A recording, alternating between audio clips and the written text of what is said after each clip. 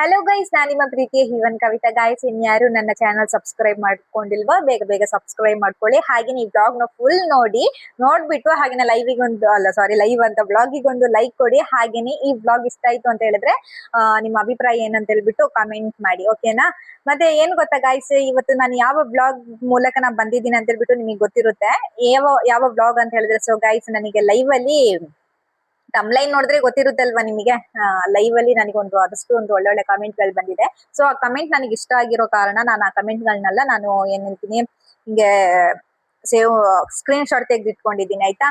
So ಈಗ comment ಇಷ್ಟ ಆಗಿರೋ ಕಾರಣ ನಾನು ಅದೊಂದು ಬ್ಲಾಗ್ ಮೂಲಕ ನಾನು ಈ ಕಮೆಂಟ್ ಗಳನ್ನ ಓದ್ಬೇಕು ಅಂತ ರೆಡಿ ಆಗಿದ್ದೀನಿ ಗೈಸ್, ಆಯ್ತಾ? ಸೊ ಈ ಕಮೆಂಟ್ ಎಷ್ಟು ಚೆನ್ನಾಗಿದೆ ಅಂತ ಹೇಳಿದ್ರೆ ನನಗಂತೂ ತುಂಬಾ ಅಂದ್ರೆ ತುಂಬಾ ಇಷ್ಟ ಆಯ್ತು ಈ ಕಮೆಂಟ್. ಸೊ ಏನಿದ್ರೆ ಈ ಕಮೆಂಟ್ ನಾವು ಓದಿ ಹೇಳ್ಬೇಕು. ನಾನು ಲೈವ್ ಅಲ್ಲಿ ಬಂದಿರೋ ಕಮೆಂಟ್, ಈ ತರ ಒಂದು ಕಮೆಂಟ್ ಗಳು ನಮಗೆ ಮಾಡಿದ ತಕ್ಷಣ ಎಷ್ಟು ಖುಷಿ ಆಗುತ್ತೆ ಗೊತ್ತಾ?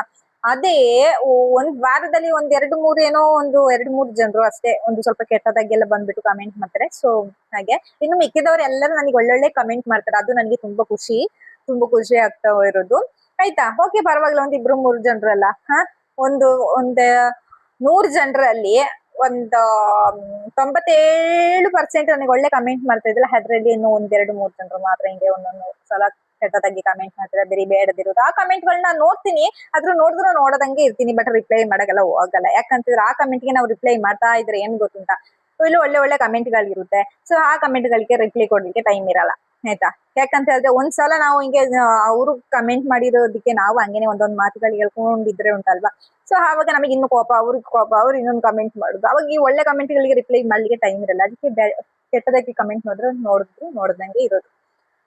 ಸೊ ಗೈಸ್, ಹಾಗೇನೆ ಲೈವ್ ಅಲ್ಲಿ ಏನ್ ಕಮೆಂಟ್ ಮಾಡಿದ್ರಂತ ನಿಮ್ ಜೊತೆ ಇವಾಗ. ಸೊ ಗೈಸ್, ಹಾಗೇನೆ ಜಾಸ್ತಿ ಲೇಟ್ ಮಾಡೋದೇನ್ ಬೇಡ, ನಾನು ಒಂದೊಂದು ಕವಿತೆಗಳು ನನಗೆ ಕಮೆಂಟ್ ಬಂದಿತ್ತಲ್ವಾ, ಸೊ ಅದನ್ನ ನಾನು ಇವಾಗ ಓದಿ ಹೇಳ್ತೀನಿ.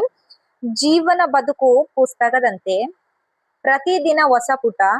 ನಗುತ್ತಾ ಓದಿದರೆ ಸುಂದರ ಕತೆ, ಅಳುತ್ತಾ ಓದಿದರೆ ಕಷ್ಟದ ನೆನಪು, ಆಯ್ತಾ? ಸೆಕೆಂಡ್ ಬಂದು, ಒಂದು ನಗು 1000 ನೋವು ಮರೆಸುತ್ತದೆ, ಒಂದು ಒಳ್ಳೆಯ ಮಾತು ಮನಸ್ಸು ಗೆಲ್ಲುತ್ತದೆ, ಪ್ರೀತಿ ಹಚ್ಚಿದಷ್ಟು ಹೆಚ್ಚಾಗುತ್ತದೆ, ಅದೇ ಜೀವನದ ನಿಜವಾದ ಸಂಪತ್ತು. ಎಷ್ಟು ಚೆನ್ನಾಗಿ ಒಂದೊಂದು ಲೈವ್ ಅಲ್ಲಿ ಬಂದ್ಬಿಟ್ಟಿರ್ತಾರೆ ಕಮೆಂಟ್ ಮಾಡಿದಾಗ ಒಂಥರ ಎಷ್ಟು ಖುಷಿ ಆಗುತ್ತೆ ಗೊತ್ತಾ?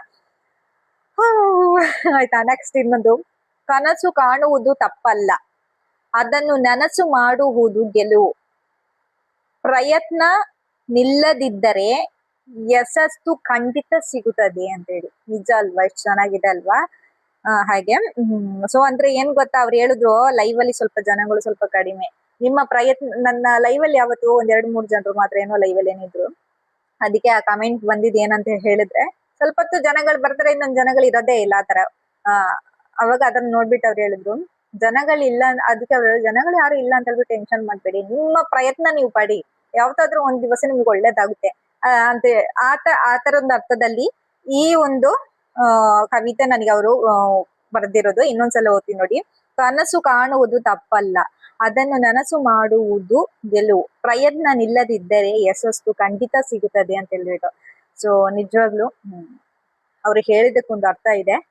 ಸೊ ನನ್ನ ಕೈಲಿ ಎಷ್ಟು ಆಗುತ್ತೋ ಅಂತವಲ್ಲ ಪ್ರಯತ್ನ ಮಾಡ್ತೀನಿ. ಯಾವತ್ತಾದ್ರೂ ಒಂದು ನಮ್ಮ ಪ್ರಯತ್ನ ಅನ್ನೋದು ನಾನು ಯಾವತ್ತೂ ಬಿಡಲ್ಲ. ಯಾವತ್ತಾದ್ರೂ ಒಂದು ದಿವಸ ಅದು ಬೇಗ ಆಗ್ಬೇಕು ಅಂದ್ರೆ ಆಗಲ್ಲ, ಸ್ವಲ್ಪ ಲೇಟ್ ಆಗುತ್ತೆ. ಸೊ ಕಾಯ್ತಾ ಇರ್ತೀನಿ ಅಷ್ಟೇ. ಏನಾ?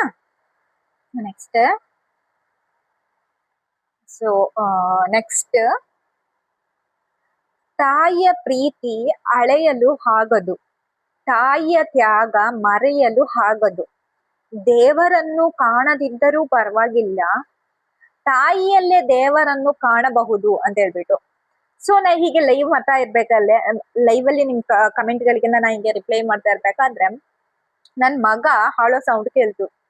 ಅವಾಗ ಒಬ್ರು, ಓ ಸಿಸ್ಟರ್ ಮಗ ಬಂದ ಅಂತ ಕೇಳ್ತು. ಅವಾಗ ನಾನು ಹೇಳ್ದೆ, ಮಗ ಏನ್ ಬಂದಿಲ್ಲ, ಅವ್ನ ಆಚೆಡೆ ರೂಮಲ್ಲಿಗೆ ಆಟ ಆಡ್ತಿದ್ದಾನೆ, ಏನಾದ್ರು ಒಂದು ಸಣ್ಣ ಪುಟ್ಟ ಏನಾದ್ರು ಒಂದು ಕ್ಯಾಗ ಕೂಗು ಅಂತ ಮಾಡಿರ್ಬೋದು, ಹಾಗಾಗಿ ಅವ್ರು ಅಳ್ತಾ ಇದ್ದಾನೆ ಅನ್ಸುತ್ತೆ ಅಂತ ನಾನು ಹೇಳ್ದೆ. ಅವಾಗ ಅವ್ರು ಹೇಳಿದ್ರು, ನಿಮಗೆ ಮತ್ತೆ ನಿಮ್ ಮಗನಿಗೊಂದು ಕವಿತೆ ನಾನು ಹೇಳ್ತೀನಿ ಅಂತ ಹೇಳಿದ್ರು. ಹಾ ಸರಿ ಹೇಳಿ ಅಂತ ಹೇಳ್ದೆ. ಆವಾಗ ಅವರು ಆ ತರದೊಂದು ಕವಿತೆಯನ್ನು ಅವರು ರೆಡಿ ಮಾಡಿ ಕೊಟ್ಟಿದ್ದಾರೆ ನೋಡಿ. ತಾಯಿಯ ಪ್ರೀತಿ ಹಳೆಯಲು ಆಗದು, ತಾಯಿಯ ತ್ಯಾಗ ಮರೆಯಲು ಆಗದು, ದೇವರನ್ನು ಕಾಣದಿದ್ದರೂ ಪರವಾಗಿಲ್ಲ, ತಾಯಿಯಲ್ಲೇ ದೇವರನ್ನು ಕಾಣಬಹುದು ಅಂತ ಹೇಳ್ಬಿಟ್ಟು ಎಷ್ಟು ಚೆನ್ನಾಗಿದೆ ಅಲ್ವಾ. ಸೊ ಈ ತರ ಕಮೆಂಟ್ ನನಗೆ ತುಂಬಾ ಇಷ್ಟ ಆಯ್ತು. ಹಾಗೆ ಸೋಲು ಬಂದರೂ ನಿಲ್ಲಬೇಡ, ಕಷ್ಟ ಬಂದರೂ ಹೆದರಬೇಡ, ಇದು ಕತ್ತಲಿದ್ದರೂ ನಾಳೆಯ ಬೆಳಕು ಖಂಡಿತ ಬರ್ತದೆ ಅಂತ ಹೇಳ್ಬಿಟ್ಟು ನಿಜ ಅಲ್ವಾ. ಓಕೆ. ಹಾಗೆ ಗೈಸ್, ಹಾಗೇನೆ ಒಂದು 10-15 ಜನರೇನು ಈ ತರದೊಂದು ಕಮೆಂಟ್ಗಳು ಮಾಡಿದ್ರು. ಸೊ ಇಷ್ಟೇ ನಾನು ಸ್ಕ್ರೀನ್ ಶಾಟ್ ತೆಗೆದಿಟ್ಕೊಂಡಿದ್ದು. ಇನ್ನು ಯಾರಾದ್ರೂ ಈ ತರದ್ದು ಒಂದು ಕಮೆಂಟ್ ಗಳು ನನಗೆ ಮಾಡಿದ್ರೆ ಉಂಟಲ್ವಾ ಲೈವ್ ಅಲ್ಲಿ, ಸೊ ಇದನ್ನೆಲ್ಲ ನಾ ಸ್ಕ್ರೀನ್ ಶಾಟ್ ತೆಗೆದಿಟ್ಕೊಂಡು ಮತ್ತೆ ನಾನು ಬ್ಲಾಗ್ ಮೂಲಕ ಆ ಕಮೆಂಟ್ ಗಳನ್ನೆಲ್ಲ ನಾನು ಓದಿ ಹೇಳ್ತೀನಿ. Okay.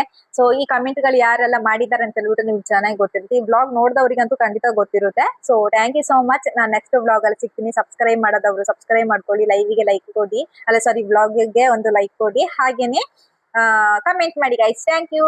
By bye, love you. Next blog ಅಲ್ಲಿ ಸಿಗೋಣ. ಓಕೆ.